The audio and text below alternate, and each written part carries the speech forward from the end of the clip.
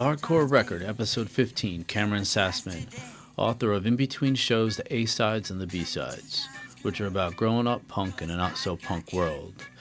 Being privy to the beginning of the iconic sound of 90s alternative bands playing for beer money and a place to sleep while navigating her teenage years with high school band in the infamous City Gardens. The A-Sides brings you into the life starting in 1989 Central Jersey through highs and lows of what she went through. The B-Sides continues this journey, which I am still reading now. When I first saw this book, I was immediately drawn in, with the cover being a picture of a pair of docks at the fence outside City Gardens, Trenton, New Jersey. At the Punk Rock Marketplace vendor fair, I was listening to her tell someone what the book was about.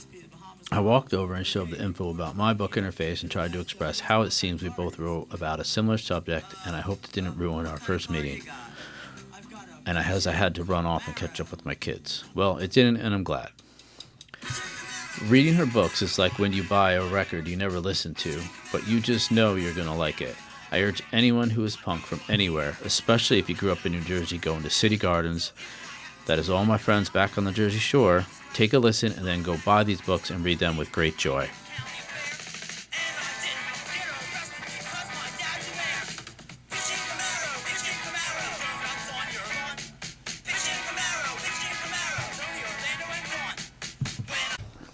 Hardcore Record Podcast. It'll be episode 15 with Cameran Sassman, author of In Between Shows, the A-Sides and the B-Sides. So welcome.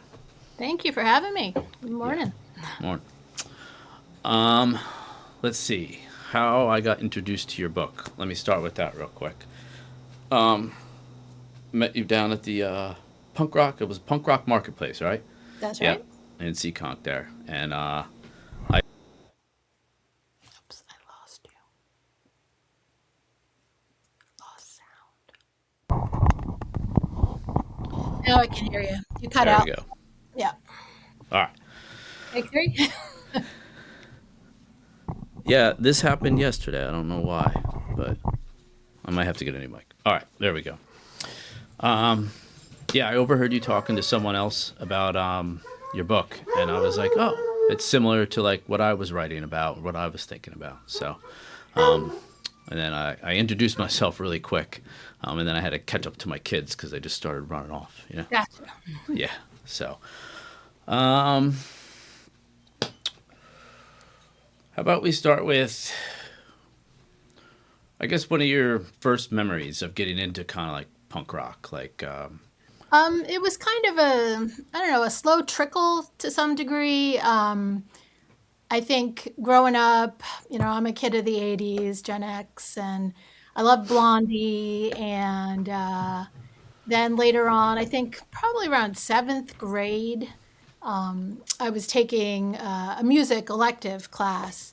And the music teacher, who was also my band director, he did a whole thing about like the B-52s and the Sex Pistols and, bands like that. And that was all kind of new to me at the time. That must have been about 85, maybe. Mm-hmm. So, I started gravitating towards more of the kind of alternative music of the time.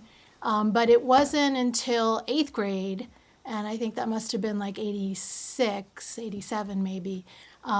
I remember clear as day, I was waiting for my bus after school, and a friend of mine, this girl named Steph, and she was the chick with the half of her head was shaved, and she wore cool clothes, and I just thought she was so cool. She was singing Bitchin' Camaro by the Dead Milkmen.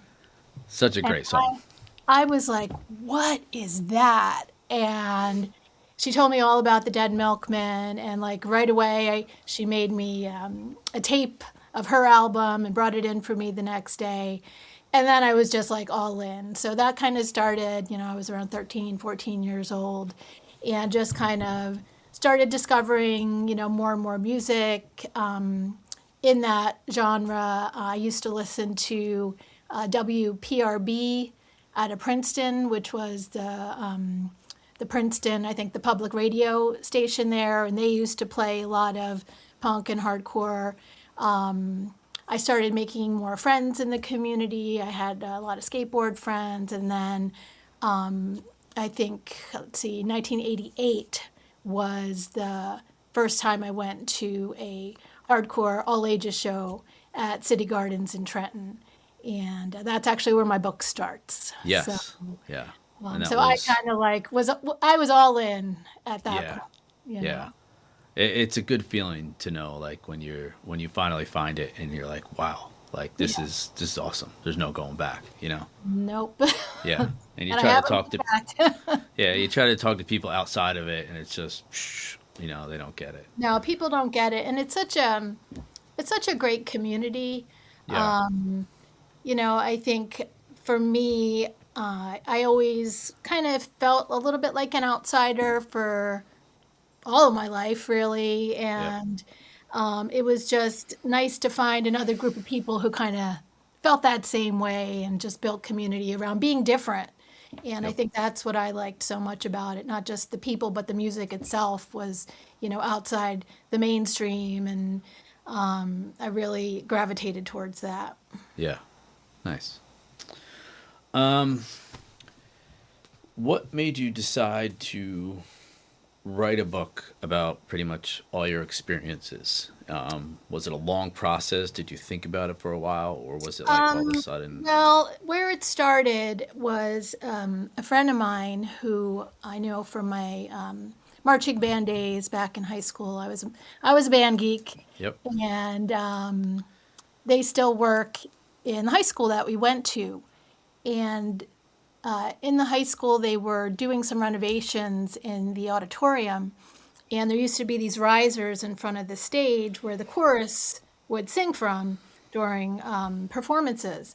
So they were pulling out all these old risers, and underneath the risers were these boxes of all these photos and slides from our marching band days. Oh wow. So the current band director called my friend over because he knew they were in the marching band back in the day. Like, you want these? So they started going through them, and they found a slide of me. And so they took the slide and they like kind of held it up to the light and sent it to me in Facebook Messenger. Oh, nice. And so I got home from work, and I checked my messages, and there was this photo of me from 1988. I was, what, 16 Yeah. years old. And at first, I kind of like, I laughed, I smiled. And then just out of nowhere, I started sobbing. Mm, And like, I sat with it for a minute. And when I finally like pulled myself together, I was like, what the hell was that? Like, why did I have this visceral reaction to seeing this photo of myself? And yeah. at first I thought like so that was like 2019, and my mother had passed in 2018, so I was definitely still Mm-hmm. mourning the loss of my mother. And so I think that was certainly a piece of it, that kind of nostalgia for a time gone by. But I think the bigger thing for me was I knew exactly when and where that picture was taken. It was band camp, August of 1988. It was the summer before my junior year in high school. And I knew what came next. Mm-hmm. I think knowing that I went through a lot of shit my junior year, my senior year in high school, and had experienced things at that young age that created these ripples that still like crash on my shores to this day. Yeah. Oh yeah. And that just said to me, like, girl, you got some work to do. And I'm somebody, I've been in and out of therapy for one reason or another in my adult life, and have had Same here. I some get it. traumatic experiences. And I thought I had done all the work, Yeah. you know, but my reaction to seeing that picture of me, that younger, innocent version kind of twinkling back at me, I was like, oh no, you got work to do. And I think it started to marinate kind of in my brain. The seed was planted, but that was 2019, and what comes next, the pandemic, and Oh, I'm a oh, so you had all that teacher. time. Yeah. So it was a lot. But the story started kind of slowly taking root. And I think it was the summer of 2022, I had come across a posting, I don't know, it was on Facebook, and about this big punk rock flea market back home in New Jersey, the Trenton Punk Rock Flea Yeah. Market. Yeah. And I think at that point in my life, like I thought punk rock was dead. Like I still would Yeah. go back and listen to that music of the time just because I love it. Yep. But I didn't realize there was still this like vibrant community around it. And so I started going back and listening to all that music from that time in my life and thinking about all the shows I went to. And the more I thought about it, I was like, you know what? I think I could frame a story around the music of the time, around all the shows that I went to, and kind of frame my story as like a YA teen drama, a little Hmm. edgier than your typical YA teen drama. Yeah. But it just felt right for me. Like nobody knows who Cameron Sassman is, so nobody's going to care about my memoir. Yeah. I'm a Okay. nobody, but if I can write this story that's like kind of loosely based on me, that allowed me to kind of process and explore some of those things that I went through at that young point in my life and set it to music that people love, that I love. It seemed like a good way to kind of put a story out there if I was going to do it. So it was certainly therapeutic, but also, I think there's a big nostalgia factor there for that time in music history anyway. Absolutely. I grew up hearing stories of City Gardens. Got to go to City Gardens one time. And then when I picked up your book, I couldn't put it down. Really? That's Yeah, great. I blew through. I didn't get through all the B sides yet. I think I'm like at chapter 18. Nice. But when I first read the A sides, I was also flying out to Texas for work, so I had plenty of time in the airport and read it. But for me, what I got out of it was it helped me remember as I'm reading it and reading about your time, like in high school and stuff. I'm starting to remember my time in high school, and I started to remember all these like other little moments, like that you experienced. Like oh, the situation went good with this guy, or the situation went good with this girl. You know what I mean? Yeah. And it was it was nice to read all that and from moving up from Jersey to Massachusetts here years ago, I had a similar like visceral reaction where I'm like, oh my gosh, like what just happened in my life, and you take a moment, you take years, and you reflect back on it, and then you'll be going through your story in your book, and then all of a sudden it's like the next show, like Vision, Token Entry, City Gardens, and then the date. And then you talk about like when Vision first came out with like In the Blink of an Eye, and I'm just like, oh, I'm like, it's such the coolest thing for me to read, and I think especially anyone that's been in this scene will really enjoy it. Well, I'll tell you the most fun I had writing this book, because I talk about some heavy things, Yep. but the music to me, like anytime I was getting ready to write a chapter about one of the shows I had gone to, I would just do a deep dive into the music. I also, have you read No Slam Dancing, No Stage Diving, No Spikes, the I oral have not history of read the City book. Gardens? No. So there's a book out there which chronicles like almost all the shows that ever happened at City Gardens. Okay. And it was kind of like my Bible during that time because, I had these recollections of, the shows I went to, but, 25, 30 years later, it's like, what date was that? And they had all that information in there. So I was going to the book, I was Oh, going nice. into the music. Have you had a chance to watch, Right on the Dance Floor? Yes. Steve Tazi, yeah. Um, watch that. And the great thing about that film, and Randy Ellis, he was the promoter. It's a great story about Randy. Yes. But what I loved about watching that was like, it was exactly as I remembered it. Oh And it was just like so validating. It was like, okay, I'm not like making this stuff up. It yeah. actually happened, and I was there, and it was really cool to be a part of. So just going back and revisiting the music, revisiting the shows, like that was a lot of fun. And I just enjoyed every minute of that. Yes, yes, understand. Um, was it a hard decision to work in, say, like the harder subject matter, like the sexual assault stuff? Like, were you nervous about putting that all out there?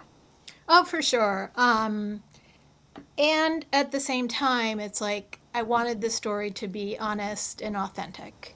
I think I didn't shy away from difficult topics because I needed to process them. Mm-hmm. And I know there are people out there who have experienced similar things, and it's nice to not feel alone in those kind of situations. But I think I really tried to balance those high moments with like the more difficult things. I didn't want to make it like just like this sad, like I don't know, overly emotional story. Yep.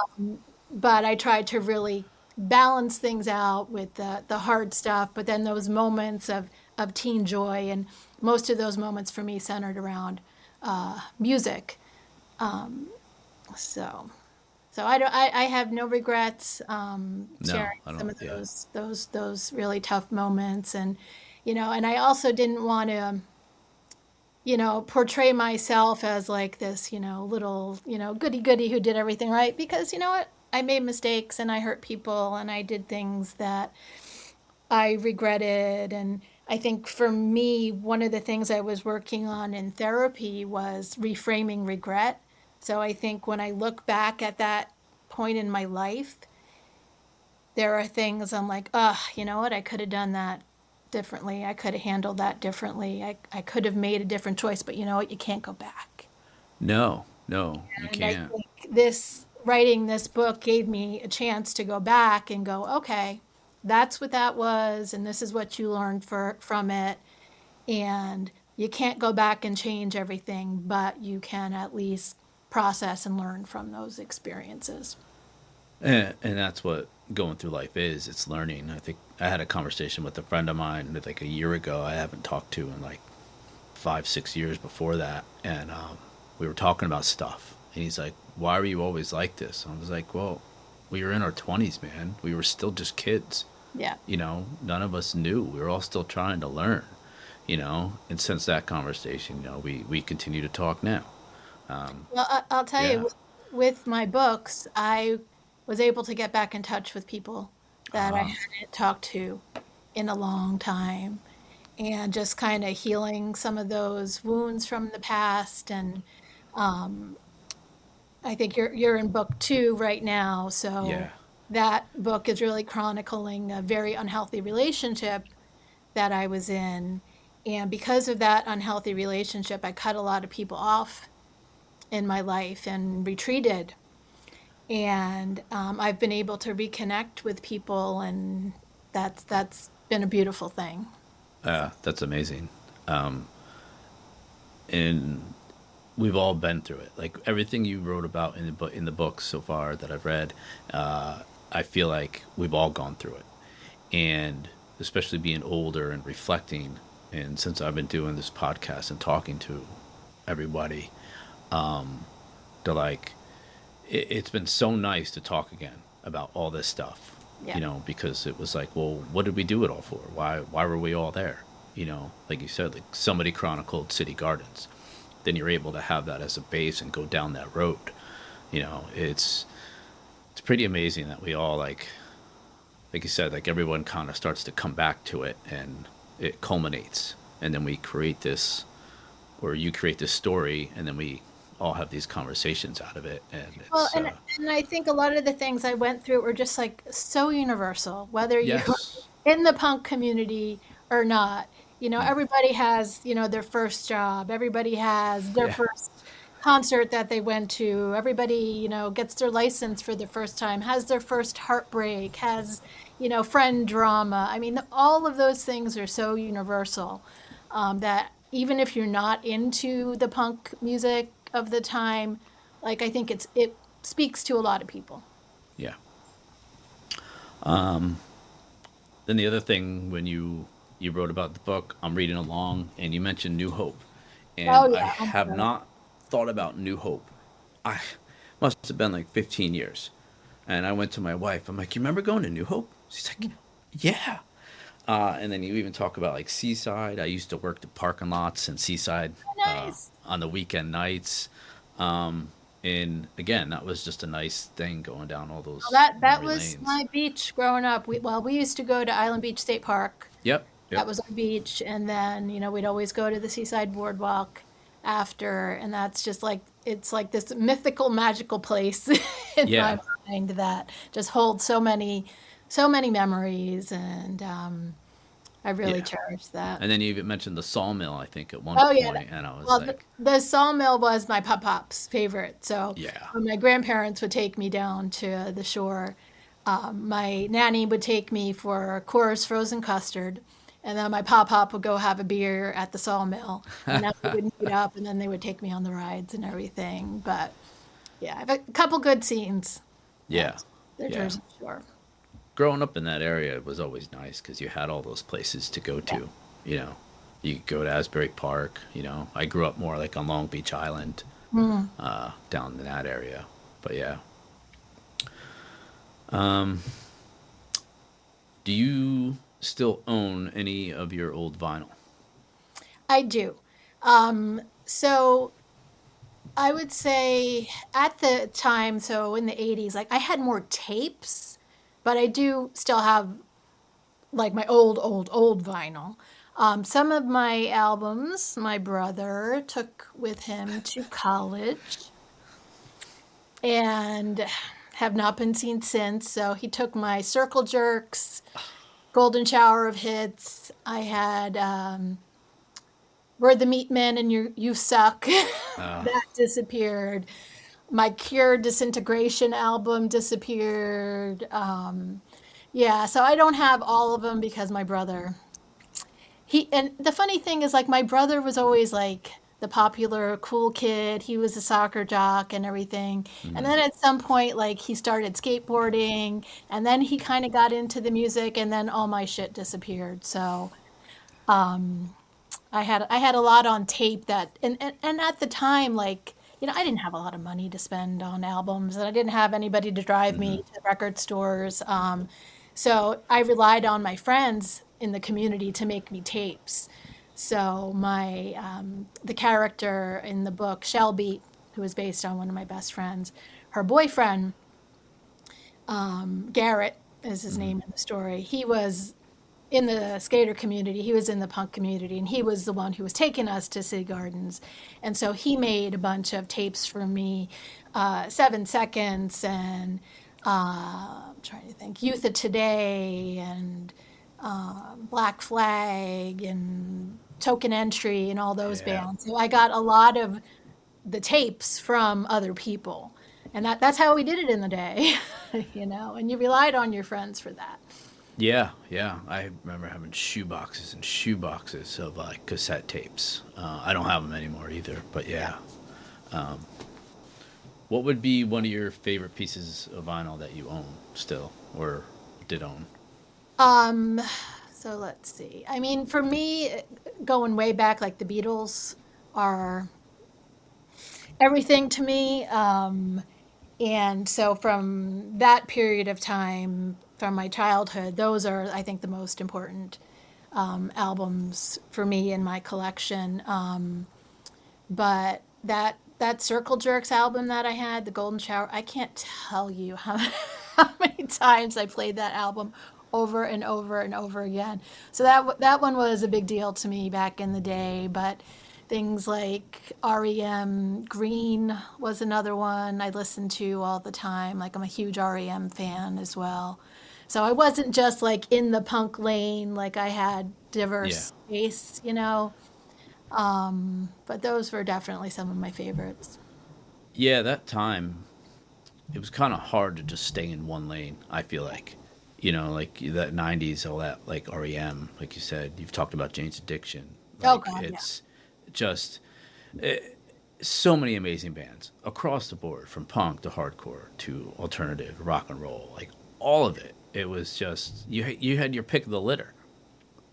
Like you remember, like you look at all those old flyer like ads of old flyers, and like you can like recognize every single band on it.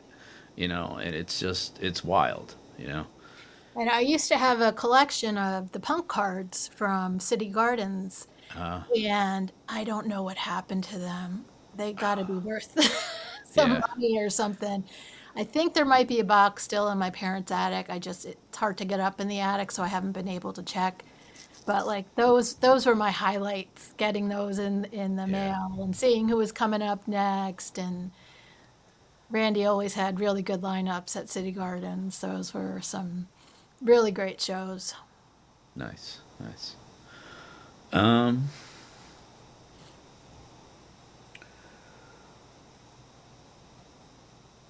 are you planning on going into like a third book, or are you satisfied with where you're at now? So I left some breadcrumbs in book two Hmm. that I think could lead to another book. I've contemplated that, but I'm still kind of on the fence. But I could do it if I wanted to, and I wrote it that way in case I wanted to. Currently, I'm working on a new book that is still music themed, but it's a departure from the 80s and 90s kind of punk scene. So I'm working on a historical fiction novel that's set in Puerto Rico in the 1960s. And it's kind of about the Latin music and rock and roll of the time. So it's a bit of a departure from what I'm working on. But then I Nice. have another book idea I haven't started yet, but planning to do one that's based more in the 90s, like mid 90s, that focuses more on the women in rock and alternative at the time because we had some really incredible women artists at that period in time that were so influential and impactful. And I don't think the stories about that kind of music have really been Yeah. put out there. So that would also kind of be a little semi autobiographical because I would set it in Boston. And I went to Boston College for graduate school Oh, okay. in chemistry. And that was like a whole experience. And trying to kind of bring those two worlds together. So that's kind of like my next big project after I finish the book I'm working on now. Nice. Nice. That sounds But very interesting. I love music, and Yeah. I think I talked a little bit about it in the book. Like I'm just somebody who marks time by music. Like all the touch points in my life, like for me, connect back to music. All the memories I have seem to connect back to music. When a music video came out, when an album came out, a Yep. concert I went to, like those are the big touchstones in my life. And music's so important to me. So Nice. love writing about it. What made you decide to you self-publish, correct? I did. Did you try to go down the conventional publishing way, or So I kind of went into this whole endeavor with, I guess, a lot of naive optimism. um, as have I? Yeah. I had no idea what I was doing, and I had a couple of people that I knew that self-published. A colleague of mine self-published a historical fiction book for middle grades. Another colleague of mine, she got into Amazon when it was young and nubile, and there weren't so many other Yeah. writers on board. So this was like early 2000s, and she's a romance novel writer, Yeah. and They. she did really, really well. I mean, she quit teaching and like she does that full time, but she got in at a point where there wasn't quite as much self-published content. Hmm. And so she built an audience, and so I was like, what the hell? I'll give it a try. And What I didn't realize, though, at the time was if you go the self-publishing route first, it's harder to get a traditional publishing deal. Yes. Yeah. Um, and so I think, writing these two books, as a new author, certainly have a lot of room for growth and things to learn. So in some ways, I think self-publishing, it was a choice I made at the time. If it was the right choice or the wrong choice, I don't know. It just Yeah. is what it is. And I learned a lot from that experience.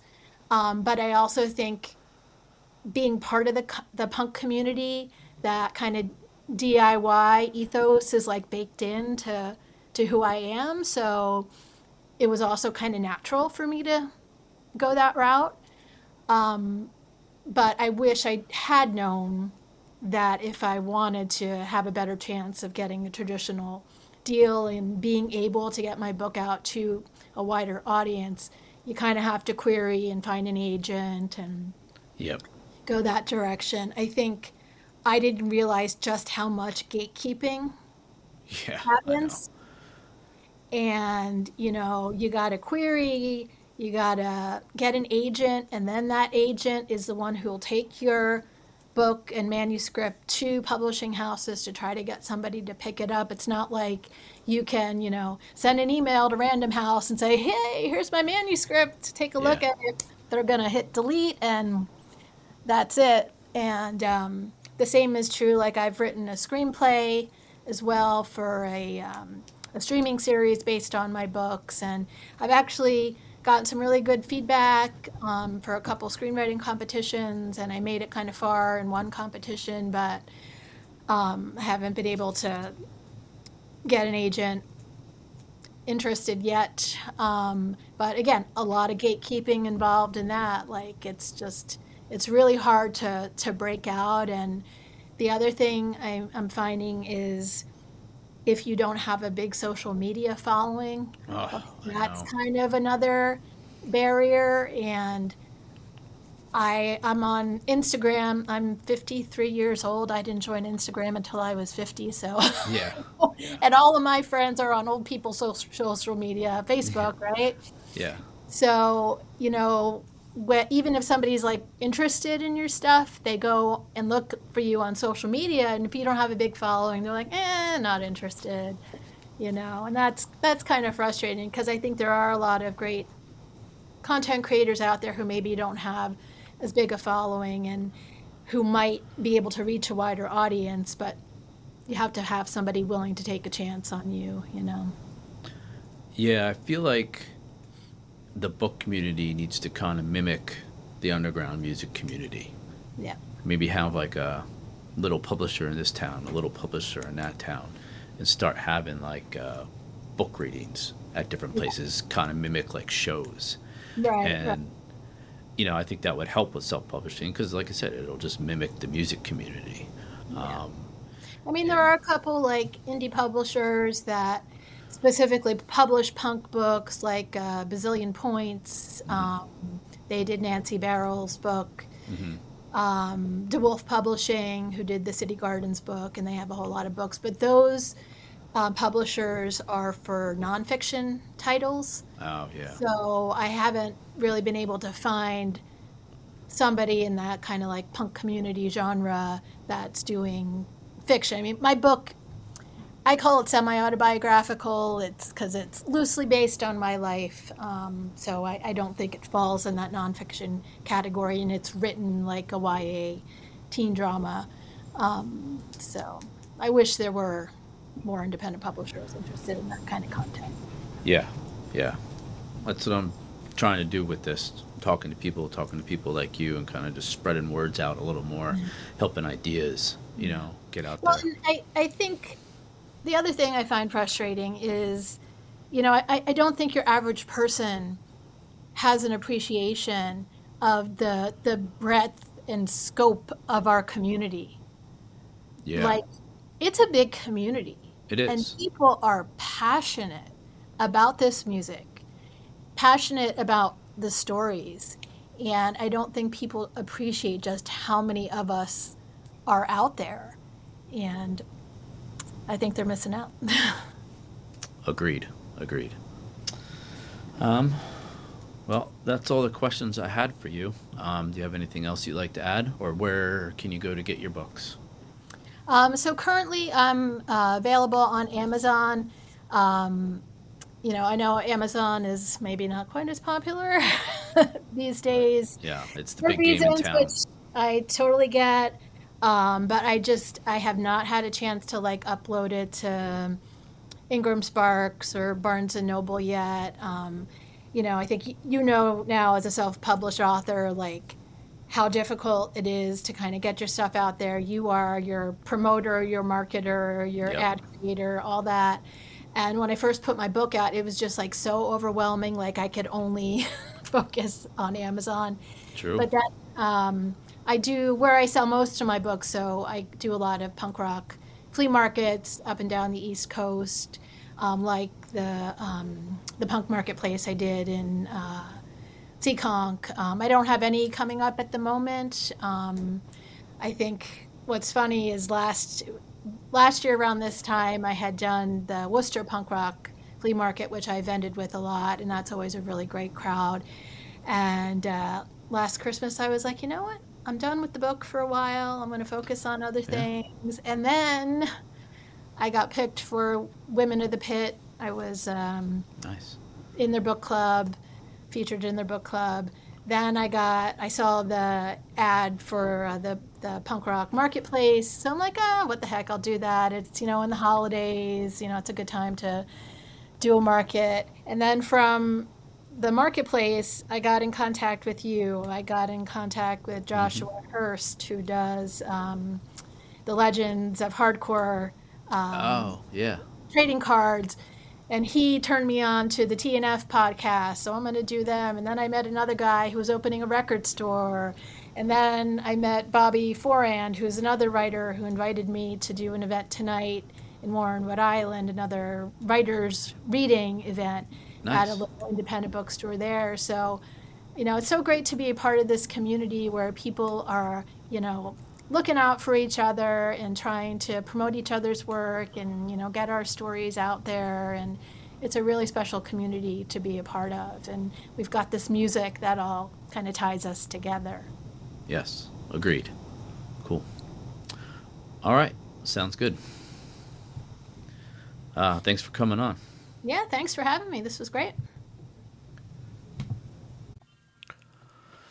Okay, everyone. I'm going to be giving some shout outs to some people and their creative endeavors for all of you to check out. Check out IUIO, Orlock, and more at Funeral Recordings on Bandcamp, funeralrecordings.bandcamp.com, and the Landau store on Threadless, landau.threadless.com. And connect with the Wades through Instagram at landau.creative and at orlock.chicago and at withpatience.chicago. I once saw them in the back room of a pizza joint is a new book by myself, a collection of writings from my inspiration and all these bands I have seen and heard spanning the decades. If you've ever been to a show, then this book is for you.